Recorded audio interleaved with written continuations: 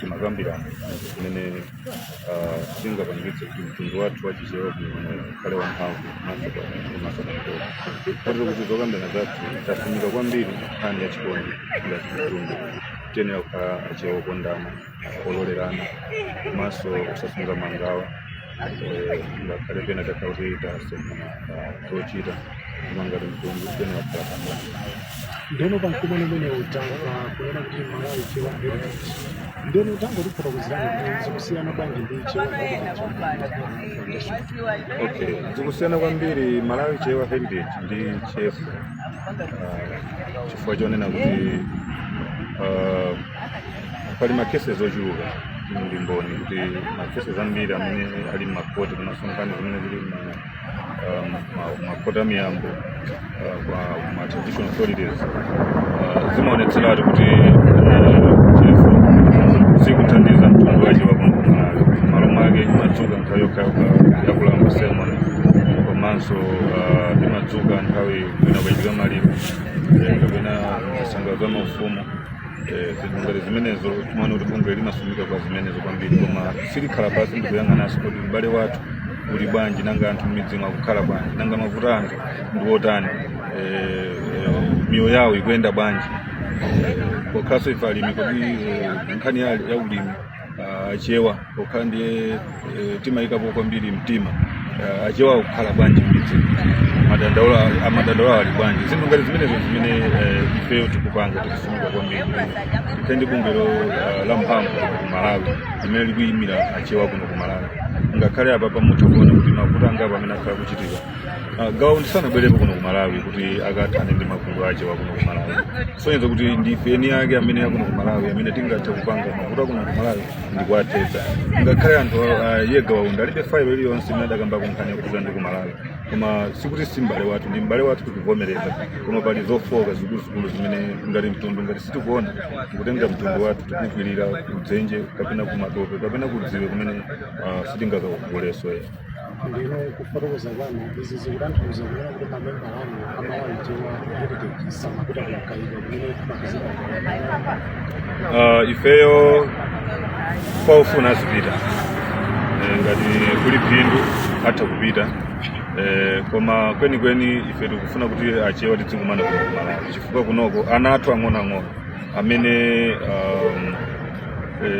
sadziwa mbiri yathu yachichewa kwenikweni chifukwa kuti akamati kulamba ndi chani sakudziwa so ana amene ajawo ndi imene matransport adulira sungatenge family umati kupita nayo ku Zambia chifukwa cha kulamba sermon mwambo wa tsiku limodzi pamene kuno ku Malawi tikusweka nthawi ngati omweyo imene titakhala basi ngati mtundu kukambirana mavuto amene akukhudza achewa kuno ku Malawi zimenezo zimene tikuyenda nazo kuti amofuna kupita ku Zambia atha kupita nkosaletsedwa koma azizindikiranso kuti ngakhale mwana wa Yakobo anatembereredwa chifukwa choti amalire so nkuthekanso kuti mtundu wathu tikuyenda m'matemberero ngati ofana nawo ngati tikuyenda mzinthu zimene Mulungu asalokondwa nazo. mafotokozapo kuti madzakhazikitsa ma structures abunge kwenikweni ndi ndondomeko zanji zimene makhazikitsa kuti bungwe lamene likhazikika kumasololi ndondomeko zimene tayika tikuchokera makamaka munthu mchewa wakumudzi amene ali ndi voice ndikumakwera mpaka kufika pa district mpaka ku region zimenezi tikuyimika pakunena kuti mchewa pamene alipo timdziwe mavuto ake ndi chani nanga kuti timgwire pa mtima tingampange bwanji kuno kumwera pakati komanso kumpoto ndiye kuti mastructure amene tikukhazikitsa panopa ndioti situtengera mmeneyo munthu ali kaya kupeza bwino kwake kapena kusauka kwake koma kufumika kwambiri nkhani yakuti kukhala pamodzi ngati mtundu kungatithandize bwanji nanga mgwirizano wathu ungakhaledi chipambano cha mawa kapena singala ndiye chipambano chifukwa chakuti sitikugwirizana ndiye yankho lodziwika kuti ngati tikukhala pamodzi ngati mtundu titha kupita chitsogolo ngati mtundu chifukwa chake talimbikitsana kuti kunoko bungwe likhale la mphamvu kuno kumwera komanso kummawa tipitanso kukakhala pansi tipitanso ngakhale kumpoto kukakhala pansi mchigawo chapakati tipitanso kufikiranso mchewa amene wali wosweka mtima ndi nyengo zina zimene akudutsa nangati ngamthandize bwanji kuti abwereko pa maganizo akuti iyeyo ndi mchewa. dziko lino musefeni. Ine ndi senior group village headman Kafulumira amene ndi wapampando wa chifukwa chachewa chigawo chakummawa kwa dziko lino la Malawi. Tili kuno ku Sanand hotelo imene ikupezeka mudzi mwa mfumu Ampale dera la Sabutiye Chiwalo boma lino la Mangochi, kumene tabwera kudza kumana ndi His Majesty Kalonga Sosola 9 imene anafika kuno dzulo kuti adzakumane nafe ife mafumu akuno ku chigawo chakummawa kudzacheza nafe pa nkhani zolimbikitsa ndi kumanga mtundu wathu wachewa mdziko muno. Ine Sabutiye Mpinganjira wabwera ife kuno tabwera kuzalandira taitanidwa kuzalandira Kalonga Sosola 9 anatitana ineyo, anatitana Sabutiye Mbaluku, anaitana sine grupu Kafulumira, anaitana sine grupu Mapaliro, anaitana sine grupu Mpale kuti tibwere kuno Sanand kuti asatione tizakambirane kuyendera mafumu achichewa kudera kuno kuti ngati pamakhala zina za mavuto kapena amene tikwaona mbali kuno tithe kufotokozerana. Ifeyo ndachewa ndithu akuno ku Eastern Region, ineyo monga mafumu athu aife tinachokera ku Zaire ndi makolo athu tinayenda kuzafika pa Kapoche Mozambique, kenaka pa Nsinja, kenaka pa Kapintia, kenaka tinazafika pa Nchewu, kenaka pa chitsime cha Malawi pa Nchewu, kenaka tinazapita ku Mankhamba ngati headquarters yathu chakumtekataka kudetsa uku kumene koko kumene number 8 mandachi ali kumeneko. Number 9 ndi amene audzutsa ufumu umenewo kupanga bunge la chifukwa chachewa cholinga choti achewa azikumana miyambo yawo izikumbutsidwa, magule awo amene anayiwalika akhale akukumbutsidwa. Ine ndine village headman Mapaliro. Ena mutha kudabwa kuti kodi amapaliro amachokera kuti. Mtundu wanga udachokera Kasungu kwa Uwimbe.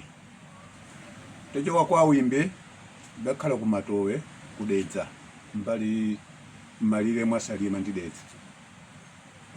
Atachoka kuja mali mampunga kumeneko ndi anadzakhazikika kuno ku Mangochi ta imene amachita malonda ampunga. Pochoka kumene kwa Mapaliro adali limodzi ndi ng'ono wawo dzina lake Mpale. Dzina la Mpaliro limachokeranso la Mpale limachokera mu Mpaliro momwe waje kuti anthu adali ndi zipembedzo zawo zosiyanasiyana. Ena kulandira dzina la Mpale, ina kuti ine Mpaliro. Dzina ndi Mpaliro osakhala Mapaliro. Mapaliro uyu wabwera chifukwa cha ayawo kuno kumene tabadwira pofuna kulemekeza. Koma dzina athu lenileni ndi Mpaliro limene tidachoka nalo Kasungu makwathuwo. Lero tili wosangalala kuti gogo His Majesty Sosola abwera kuno ku Sanand kudzatikhazikitsa malo amodzi. Makamaka yo ali wosangalala, ifeso tili wosangalala kwambiri chifukwa chakulowa kwa ufumu wa Ampinganjira. Makolo athu kuno adapeza Mpinganjira kuno monga ngati mchewa nzawo ndi amene adatsogolera koma akapemphera malo amene tikukhala mpaka lero. Malo amenewa amene ankatsogolera Ampaliro oyambawo ndi Mpinganjira. Khalani apa nzanga Mangochi ayawo ndi achewa ambiri ndi achewa zimene mudziwe achewa ndi ambiri koma basi tasokonekera chifukwa chakuti nakasife tabadwira kuchiyawo anthu anda ayawo ndeta tidasanduka ngati ayawo koma abe indife achewa ndithu. Ndiye tili wosangalala kuti mmene abwera His Majesty Sosola kuno kudzatiyendera ife chimwemwe chathu nchodzaza tsaya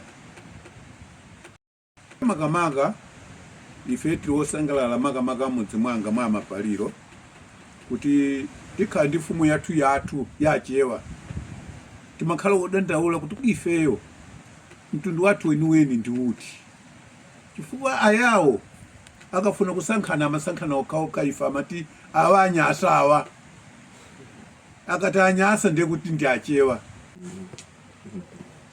Ine ndine village headman Mapaliro. Ena mtakudabwa kuti kodi Amapaliro amachokera kuti.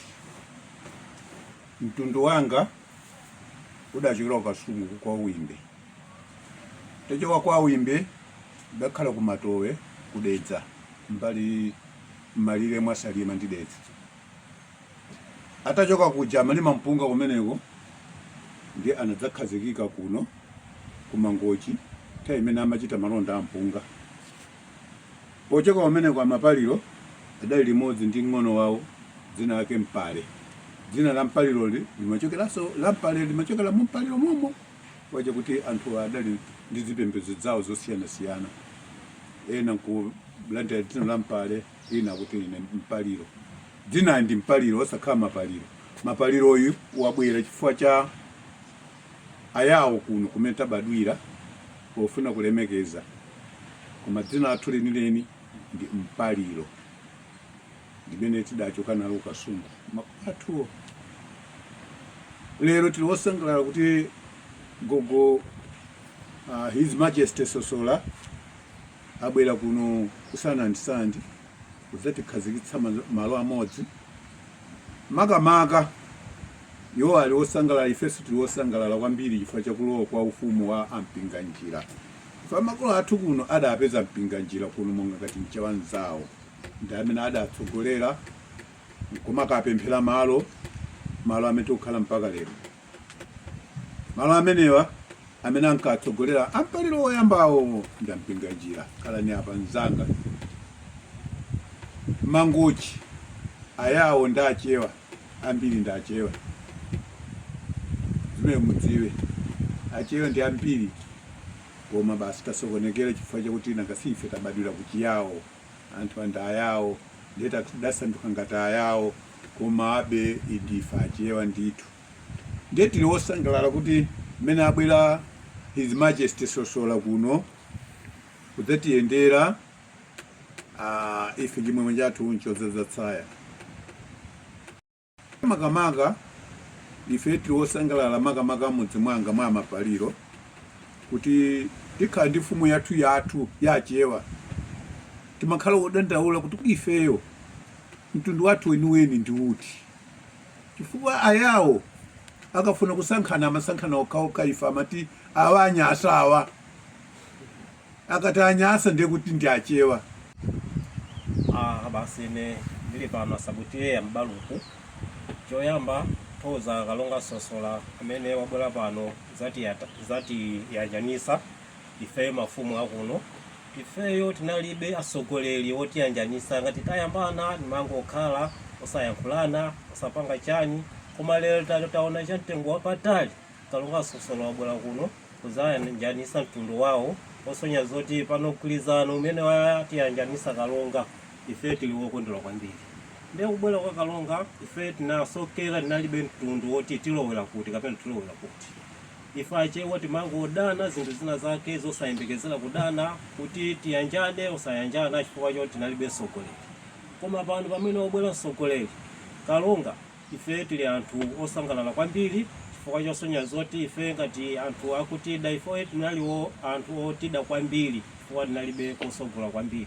Timapita pena pake kukhala zonse kunyozedwa kutani, kukhala zosonya zoti ife tinalibe kopita kukasumankhani kuti tipita kukasumankhani kuti.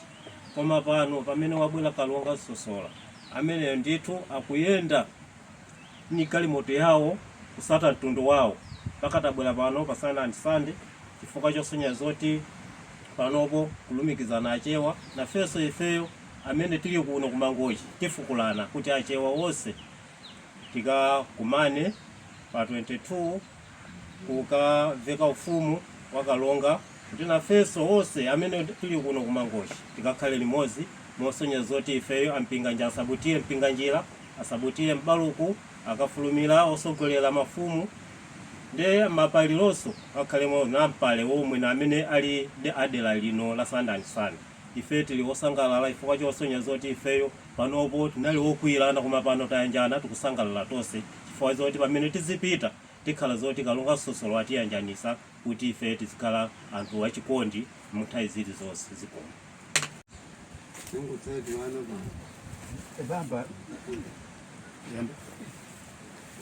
Ine ndi senior group village headman Kafulumira amene ndimachokera dera la senior chief Mponda mboma lino la Mangochi.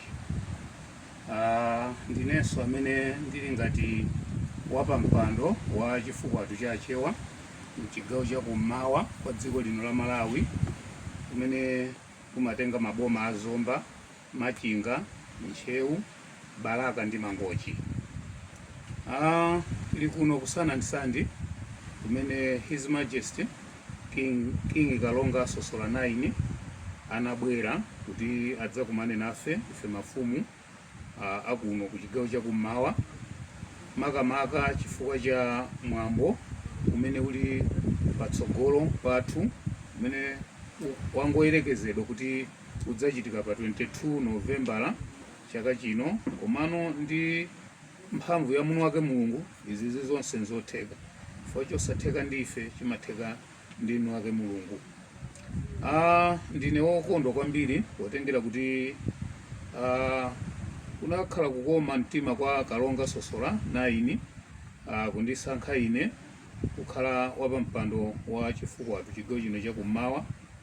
Sikuti ndine wopambana kuposa mafumu ena onse potengera kuti dera lino lonse la Eastern Region mfumu yathu yayikulu ndi ampinganjira.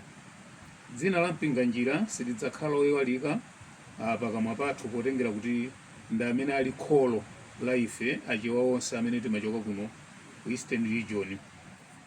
Ufumu wa Kafulumira ndi ufumunso ndithu waukulu chifukwa tikatenga pa history akafulumirawo ndi ampinganjira. Kafulumira anali ndithu mtsibweni kapena kuti mphwawo wa mpinganjira.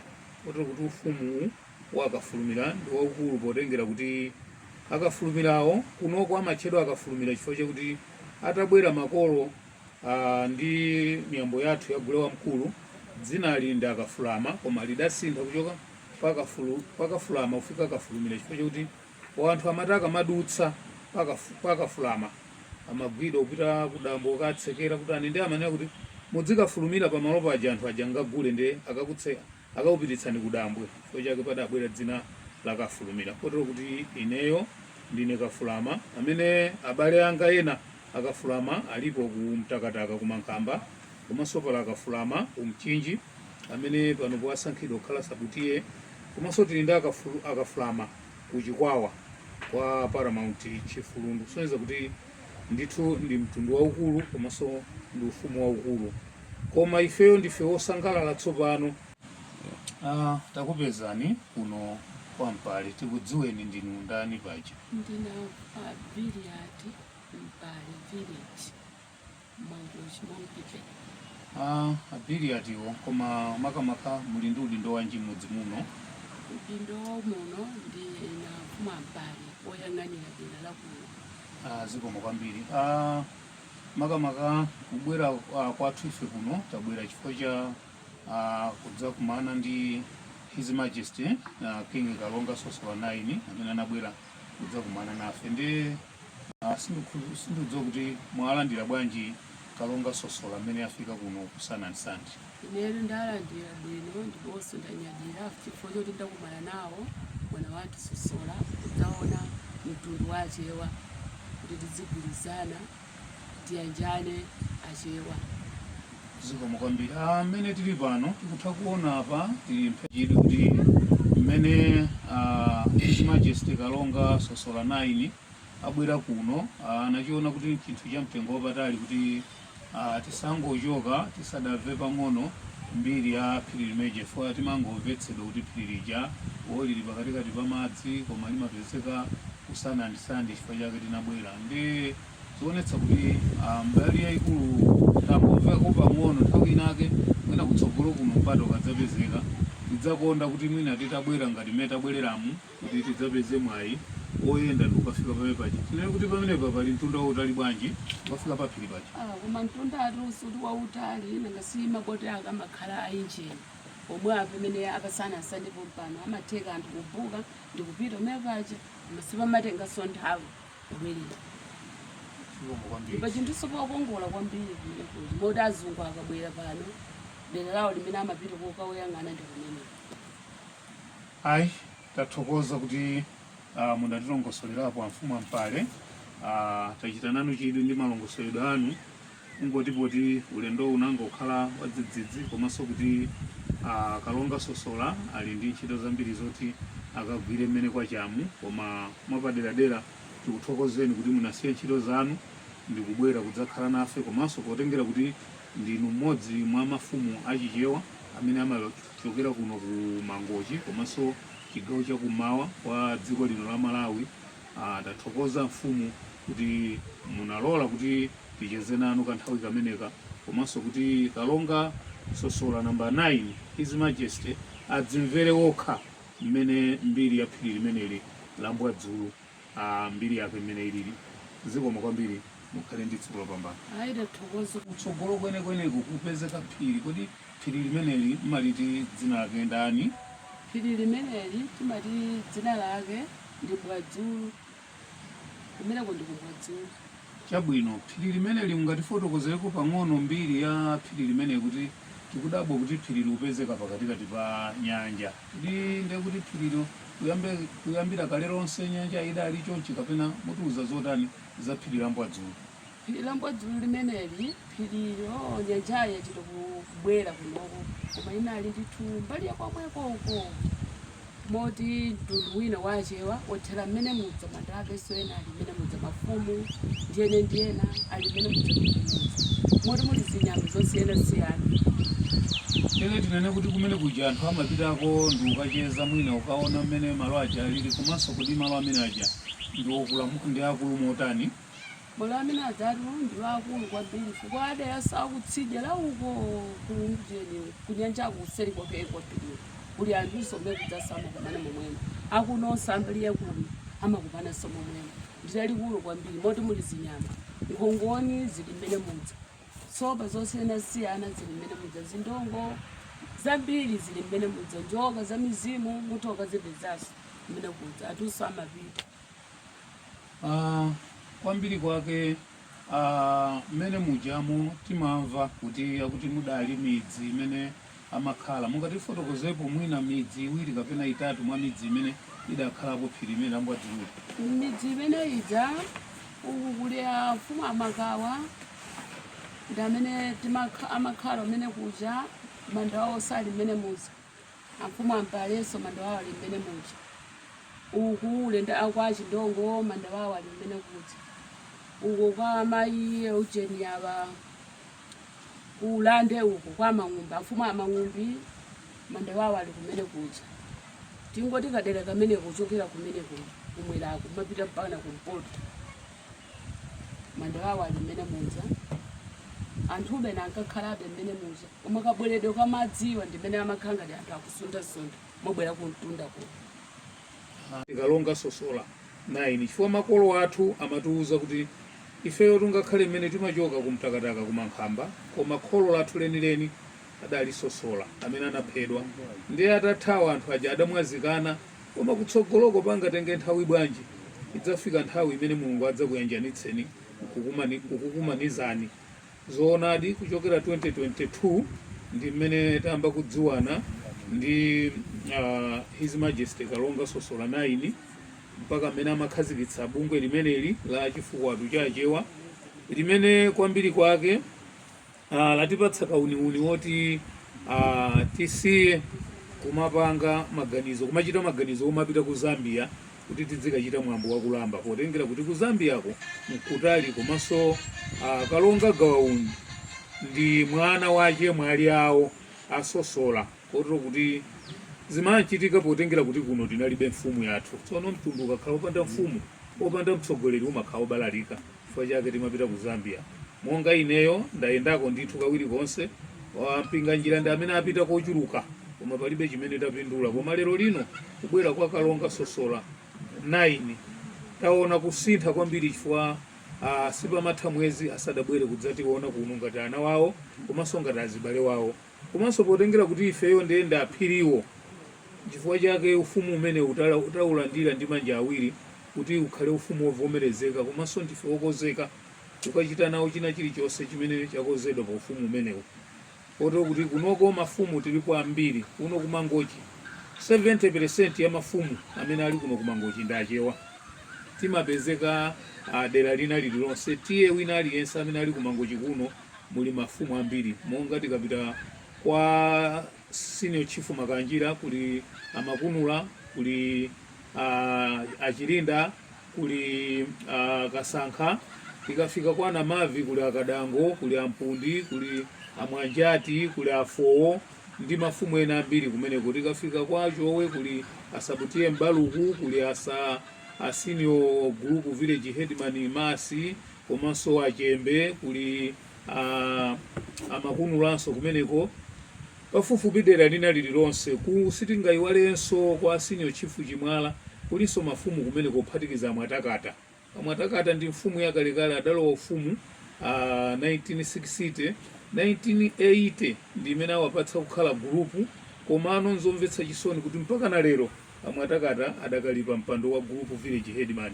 Zinthu zimene zikungotengera kuti mtundu wathu ukakhala woti tsopano takhala ndi mtsogoleri zidzatengera mtsogoleriyo umaona kuti kodi uku nditani, kodi abale wangawa ndayika pati, kodi nditani potengera ndi mmene history ilili. Koma ndife wokondwa kwambiri chifukwa izizi zinali kutali ndi ife. Takhala tikupita kunkayika koma sitinakhalepo malo amodzi ndi Gawaundi nkumalankhulana, koma lero liti tikuona kuti utsogoleri wa Kalonga Sosola 9 ukuoneka kuti ndi utsogoleri wa masomphenya chifukwa akumakhala ndi nthawi yolankhula nafe, kuwawandikira, kumalankhulana nawo pa foni popanda kuchita mantha ena aliwonse. Pamene tikapita ku Zambia mwayi ngati uwu kunalibe. Kotero kuti tikupempha Mulungu na malenga muno wake kumwamba chisumphi kuti zimene zayambikazi zipitirire, komanso kuti mwambo umene udzakhale mwambo wotamandika umene kuchokera pa 22 tsono ife kolowera tili nako kumene tidzipita. Komanso tsopano ndiye kuti tili ndi mtsogoleri, chifukwa mtundu wopanda mtsogoleri umakhala wobalalika. Chifukwa chake mpaka na lero azathu amene mitundu yawo ndi yochepa kuno ku Malawi ali ndi mafumu awo mpaka mapalamount masenior chief koma ife achewa 14 million plus mmene tilili pa chiwerengero, koma tinalibe mtsogoleri. Nkumapita ku Zambia kumene achewa ndi wochepa 1.8 million, koma timachoka kunusia akatundu athu makagona pasi chifukwa choti tinalibe mtsogoleri. Koma lero lino tikuthokoza kwa Mulungu kuti Mulungu akhale nkuthekera kuti Kalonga Sosola 9 amenewo ndithu masomphenya amenewo asabwere patali, asabwere pafupi, koma apite patsogolo poposaposa kuno ku Eastern Region. Agogwa mpinga njira ndi amene ifeyo maso athu nafenso tikuyang'ana pa iwowa kuti agwire ntchito mothandizana ndi abale wawo amene ndi Kalonga Sosola 9 kuti pochita umodzi umenewo utipangitse kuti ife wana amene tili pambuyo pawo anafenso tikatsatire chitsanzo ngati chimenechi. Ineyo matero kuti ndisire pamenepa potengera kuti tipereke nthawi kuti His Majesty Kalonga Sosola ndi wotanganidwa abwerere kuti akagwire ntchito zina. Pomalizira penipeni tikuthokoza boma. Ife mafumu timagwira ntchito ndi boma limene likulamula mu nthawi imeneyo. Kotero kuti boma limene likulamula panopo ndi boma limene likutsogozedwa ndi chipani cha Democratic Progressive Party DPP motsogozedwa ndi utsogoleri wa His Excellency Professor Arthur Peter Mutharika amene ndi mtsogoleri wa dziko lino mu zaka zimene zikubwerazi zisanu kudzafika mpaka 2030. Tsono ife tonse mafumu tigwira ntchito ndi boma limeneli, tichita chotheka china chilichonse kuthandizira nkhani za chitukuko komanso kubweretsa umodzi pakati pathu. Tidakwatirana ndife timakwatirana ma intermarriages, komanso tili ndi zochitika anzathu alo omwe amapanga za mulako walo pachitumbuka amakhala ndi mkumano wawo. Monsemo tidzika kumana potengera chitsanzo chimene Kalonga wathu waonetsa kuti adapita kukakhala nawo ku mulako walo omwe. Zimene zikupangitsa zikuonetsa kuti ngakhalenso pamwambo wathu ndiye kuti mulako walo omwe unthetho wa uchangano ndi zikhalidwe zina zonse makacho group amene ali Malawi muno ndikukhulupirira kuti tikakhala nawo chifukwa cha chitsanzo chimene Kalonga aonetsa. Ifenso kuno tikufuna titengere chitsanzo chimenecho kuti kwina kulikonse kumene kuzikhala miyambo ya mitundu ya azathu ifenso zikakhala nawo kumeneko potengera kuti tonse ndife Amalawi komanso tonse ndife amodzi m'dziko muno. Zikomo.